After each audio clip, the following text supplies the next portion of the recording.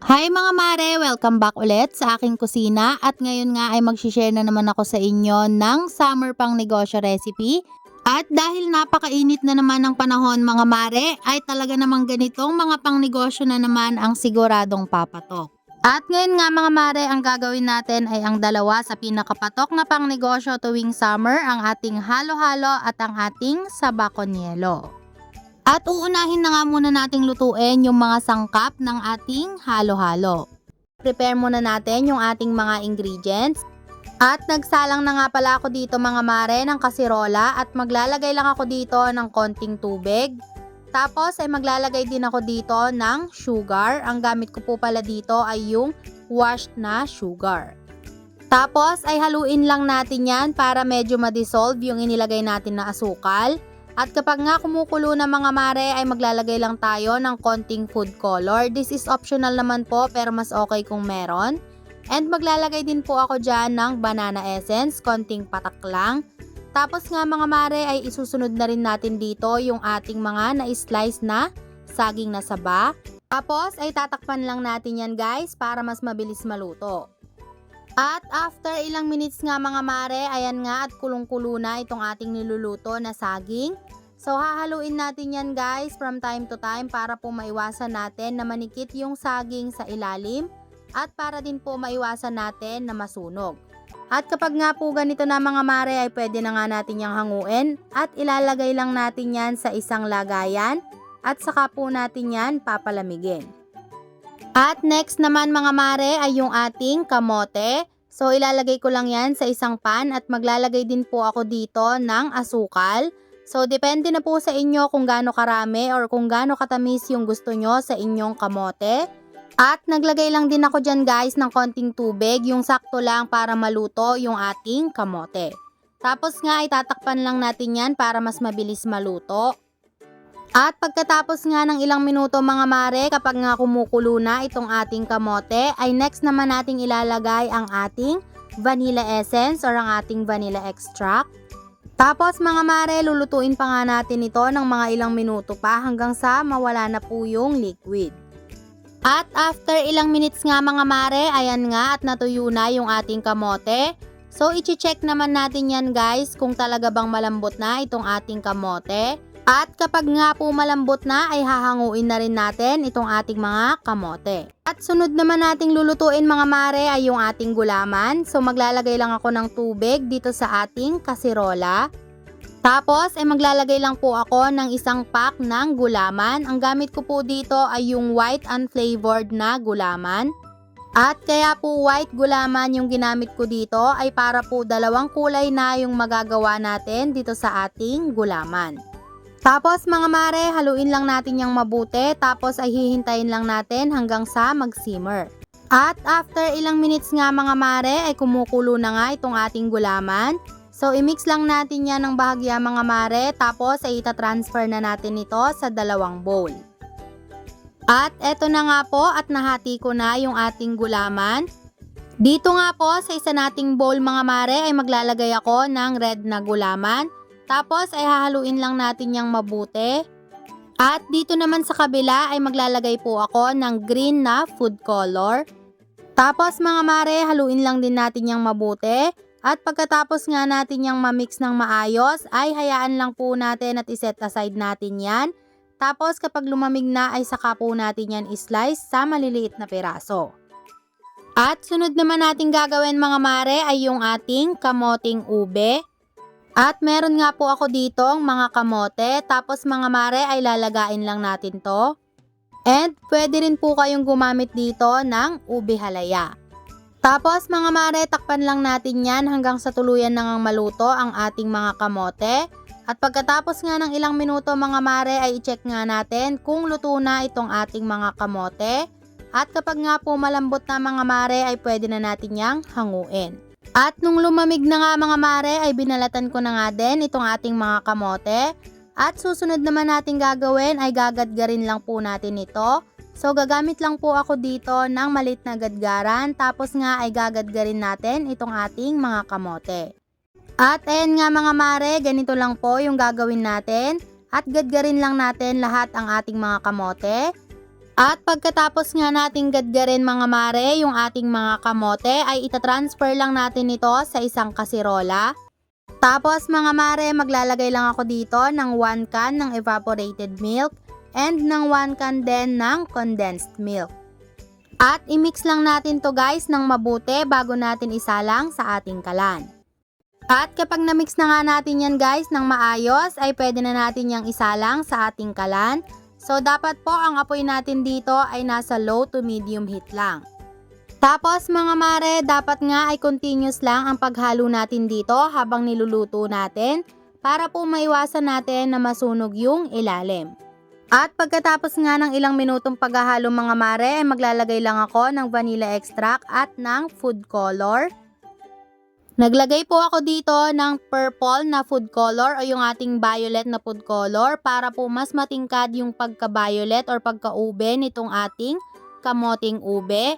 And mas appetizing din po kasi kapag mas makulay at mas purple talaga yung ating ube. At continuous pa nga rin po natin yung lulutuin at hahaluin mga mare ng mga ilang minuto pa. At pagkatapos nga ng ilang minutong paghahalo mga mare ay maglalagay na po ako dito ng margarine. Pwede po kayong maglagay dito ng butter pero dahil wala po akong butter ay margarine na lang yung nilagay ko. At pagkalagay nga natin dito ng margarine mga mare ay hahaluin na lang natin yan at lulutuin na lang natin for at least 5 to 10 minutes. At pagkatapos nga ng ilang minuto mga mare, okay na nga itong ating kamoting ube. So iset aside lang natin yan guys at palamigin. At next naman natin gagawin mga mare ay yung ating custard milk. So gagamit lang po tayo dito ng itlog. And gagamit din po tayo ng isang pirasong condensed milk or isang can ng condensed milk. And yung ating 2 can ng evaporated milk. At gagamit din po ako dito ng yellow food color. This is optional. At ang una nga mga mare ay paghihiwalayin muna natin yung ating egg yolk at yung kanyang egg white. Dahil po ang gagamitin natin dito ay yung egg yolk. At kapag nga po nahiwalay na natin yung egg yolk sa egg white ay imimix lang natin to guys ng mabuti. At after nga natin yung mamix mga mare ay ilalagay na natin dito yung ating condensed milk at yung ating evaporated milk.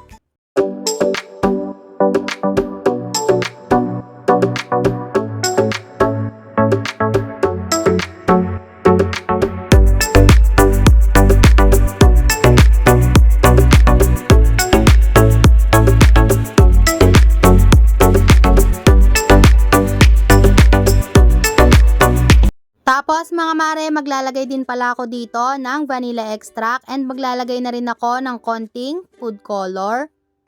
Optional naman po yung paglalagay dito ng food color pero mas maganda po at mas matingkad kasing tignan kung may food color. At pagkatapos nga natin itong haluin mga mare ay sasalain naman natin ito para nga po matanggal natin yung mga buo-buo dito sa ating custard milk.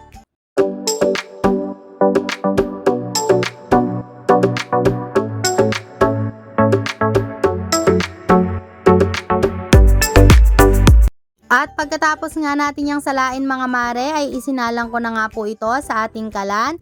Dapat nga po ang apoy natin dito ay nasa low to medium heat lang.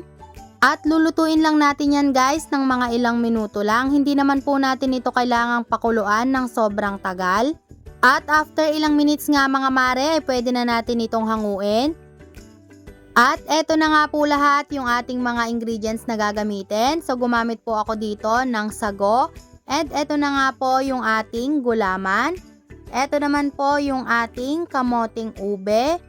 And syempre yung ating saging na minatamis. And yung ating minatamis na kamote. At gagamit din po ako dito ng melon, mas masarap. At gagamit din po ako ng pinipig. At ang next naman natin gagawin mga mare ay mag-a-assemble na nga tayo. Depende na sa inyo mga mare kung gaano nga karami ang ilalagay nyo sa bawat ingredients. Siyempre mga mare, depende rin yan sa ipipresyo nyo sa inyong halo-halo.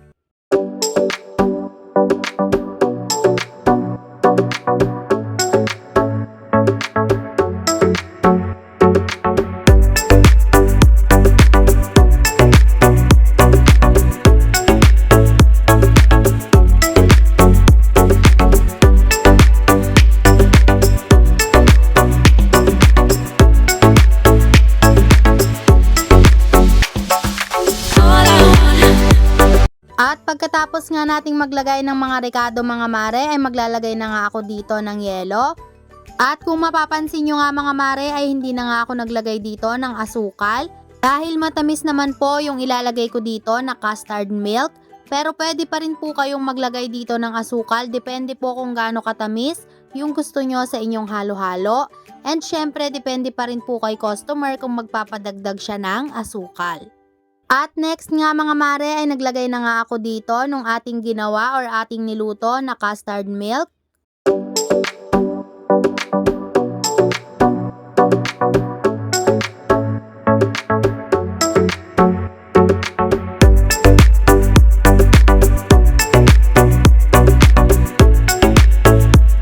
At next naman mga mare ay maglalagay lang ako sa ibabaw ng ating ube na pang toppings.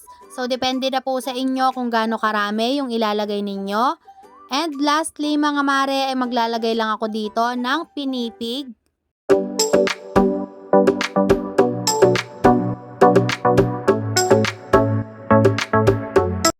At eto na nga mga mare ang ating halo-halo. So, ang next naman natin gagawin ay ang ating saba con yelo o ang ating saging con yelo. At ang una nga muna nating lulutuin mga mare ay yung ating saging. So ilalagay ko lang po itong ating saging dito sa ating kasirola. At isasabay ko na rin po dito yung ating mga sago. Ito pong sago ay naluto ko na.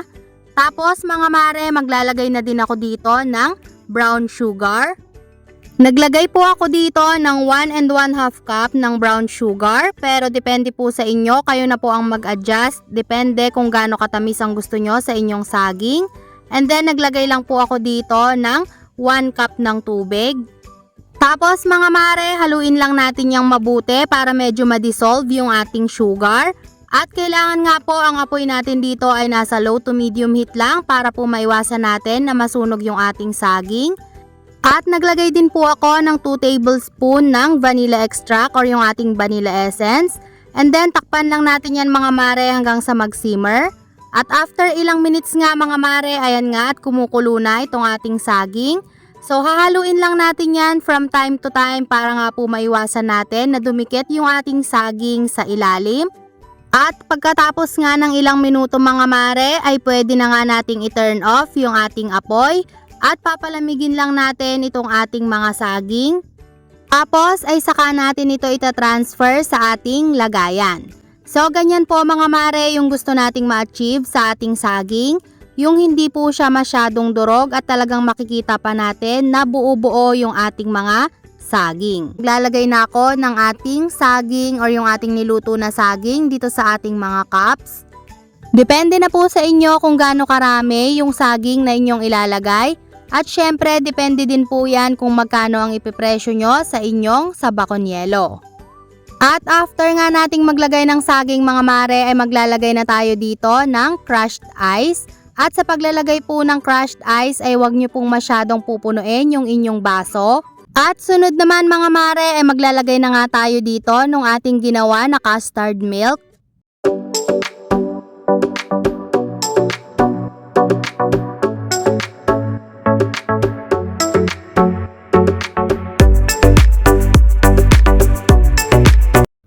Lastly mga mare ay maglalagay na lang ako dito ng toppings at ang ilalagay ko nga rin dito ay yung ating niluto kanina na saging.